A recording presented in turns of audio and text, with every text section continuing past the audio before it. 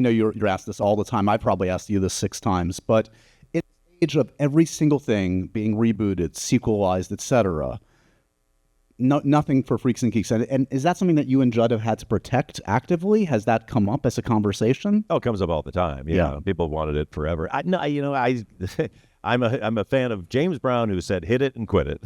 And we had 18 episodes that I think are kind of great. And look, I definitely had a plan for a second season, but that's they're all grown up now. And I'm not going to do a modern day one because I couldn't write that.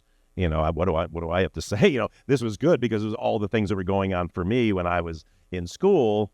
And what I like about it is we made it in 1999, 2000. It takes place in 1980. I really like doing things that are in the past because you have a very set bunch of cultural rules, icons, things like that.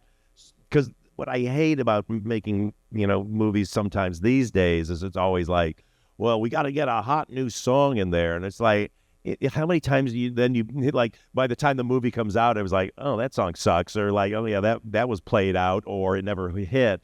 And so we could cherry pick the best of not only the culture and the music, but also sort of what we were going through, what adolescents go through back then. And that was always the thing, like, let's not get too hung up on cultural references because it's all about the feelings that you have when you're an adolescent, which are probably the same 200 years ago because our emotions are the same. It's just the trappings around us are different. And so, that's why I think it kind of holds up, is we just stuck to that stuff.